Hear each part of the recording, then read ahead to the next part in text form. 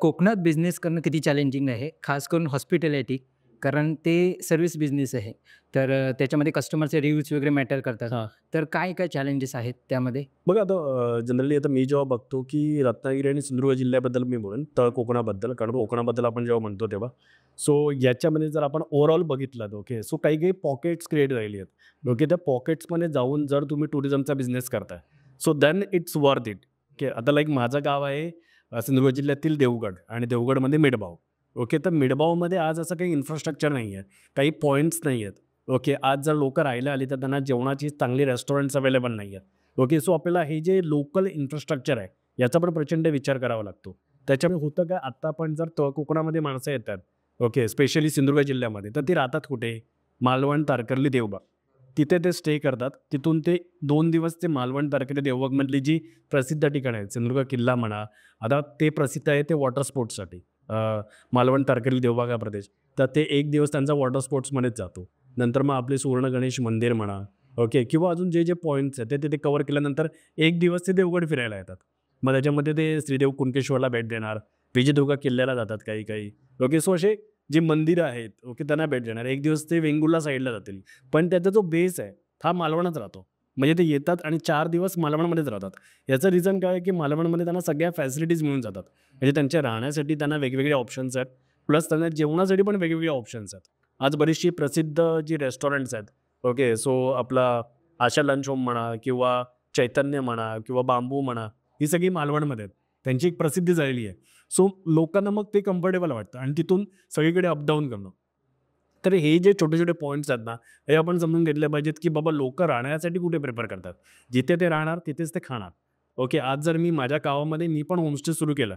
पण तो होमस्टे आहे. ओके. आणि याची जी गणितं आहेत हॉस्पिटॅलिटीची, ती ऑक्युपन्सीवरती डिपेंड असतात. तर ऑक्युपन्सी म्हणजे काय, की बाबा समजा माझा एक मी विला आहे. ओके. सो तो विला 365 डेज तर अवेलेबल आहे. पण तो किती दिवस ऑक्युपाय होणार? ते तो 100 दिवस होणार, 120 दिवस होणार, 60 दिवस होणार. जर तो ऑन एन एव्हरेज 100 डेजच्या वरती ऑक्युपाय होतोय, so it's a good business.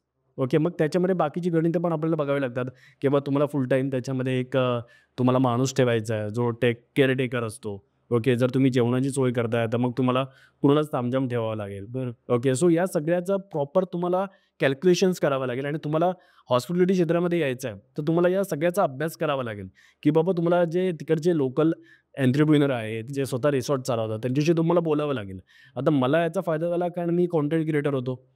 मी बऱ्याच जणांची मार्केटिंग करायचो.